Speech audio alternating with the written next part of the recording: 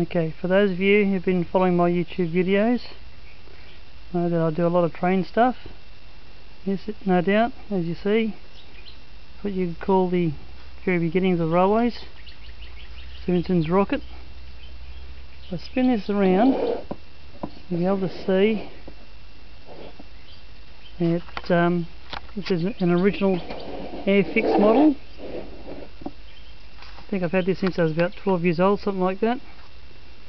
Certainly the late 70s, early 80s. And one of my neat little tricks I do, certainly when I'm building model locomotives, I've already prepared this little display unit, taking the screws out, that is. This may enable you to see something better. And what I do, put real locomotive coal in my tenders.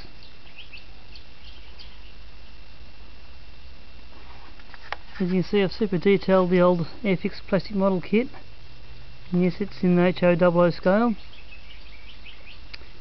And although I've sort of mucked up a little bit with a few parts being broken off and not really knowing the full details until many years later, what I've done for the throttle and into the steam dome, well, that's not quite correct. Otherwise the rest of it is pretty much spot on.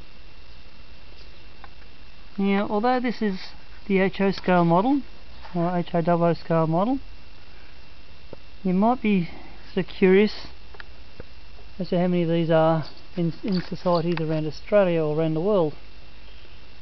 Well, what I have, you might hear in a sec,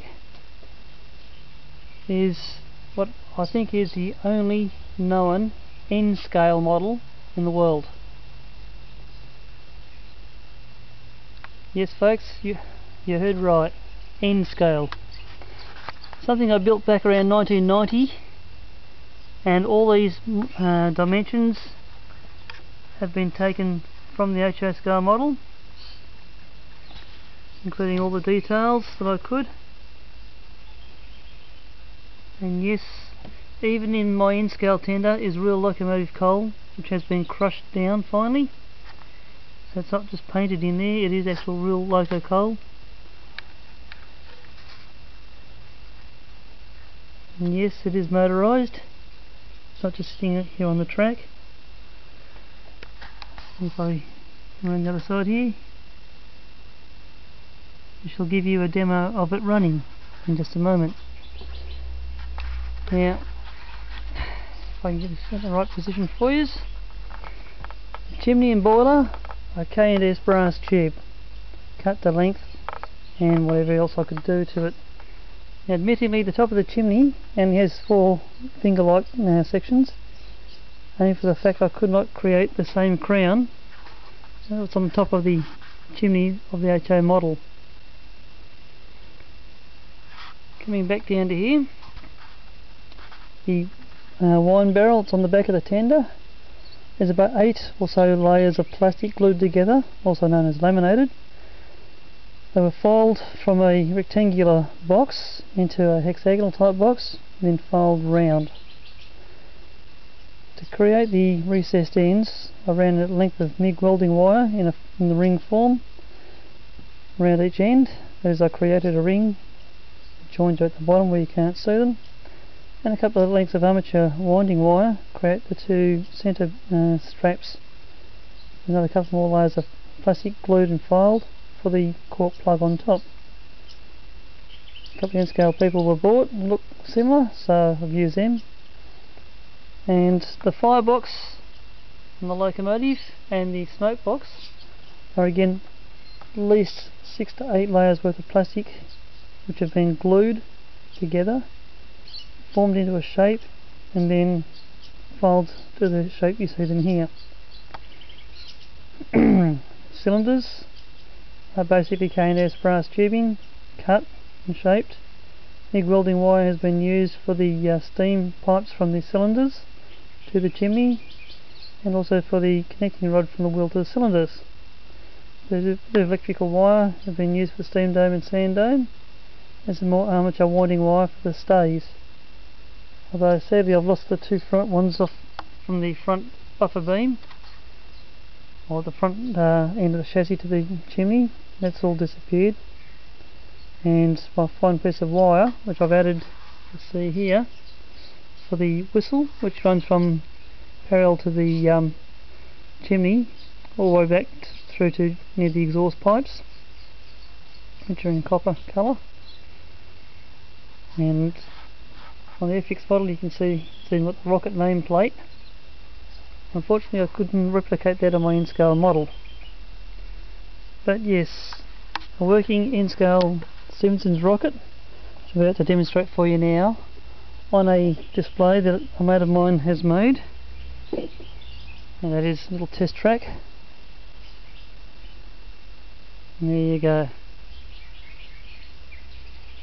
I scratch built the carriage to go with it, and yes, you can see it doesn't take a very big radius. It should take at least an 8 or 9 inch radius corner. I'm purposely running this slow at the moment. A pair of Pico medium radius points are being used on this module. Oops, look at a dead spot. Sorry about that. The pickups aren't necessarily the best.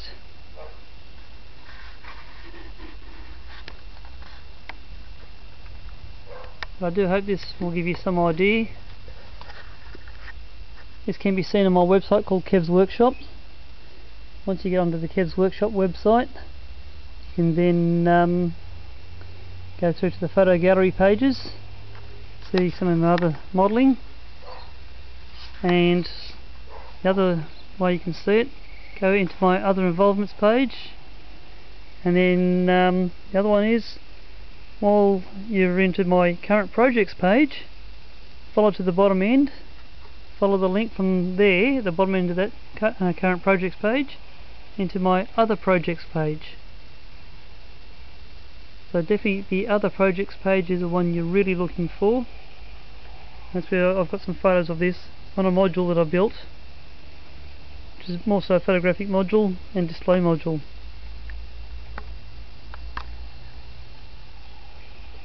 I'm just going to bring the volts up a bit.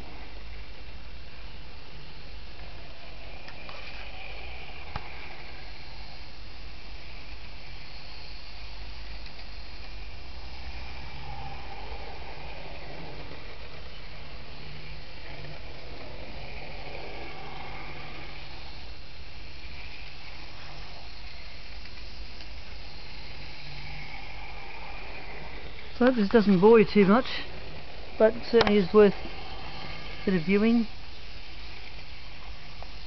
I'm doing this on a Kodak 2 megapixel photo camera which has video mode. One day I'll upgrade to a decent camera.